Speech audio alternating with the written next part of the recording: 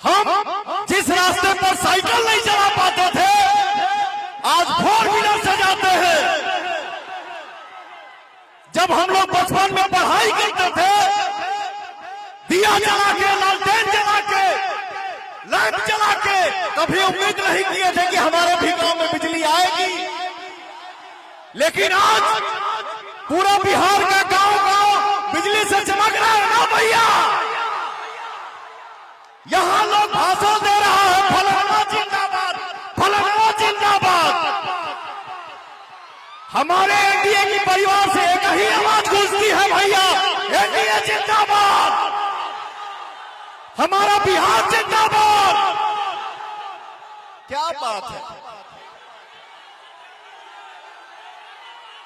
आज से कुछ ही साल पहले भैया हम लोग कहीं भी जाते थे तो बिहारी बोलने में शर्म आती थी कि लोग क्या कहेंगे है, बिहारी बैठल बारे, बिहारिया बैठल बारे, बिहारिया खड़ा बारे, बिहारिया गावत बारे।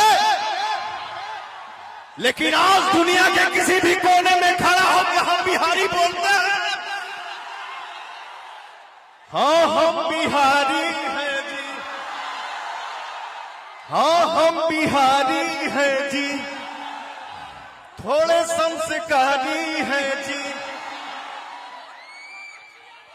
अरे माटी को सोना करने, माटी को सोना करने बड़ी कलाकारी है जी। हाँ हम बिहारी हैं जी। आप सबके आशीर्वाद से मैंने एक शो, रियलिटी शो किया, राइज एंड फॉल। उसमें कौन कौन था, कहां कहां से था, लेकिन आपका बेटा, आपका भाई पवनवा बिहारी उसमें किस तरीके से था। I am Bihari, proud of Bihari.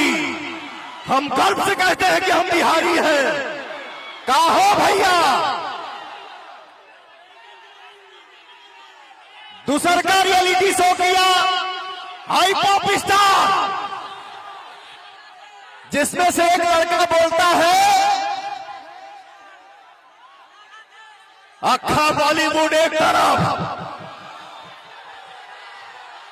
और आप सबका बेटा, आप सबका भाई पवन, आप सबका बेटा, आप सबका भाई पवनवा हो। हथौड़ा उठा के चारों तरफ से बोलता जा हो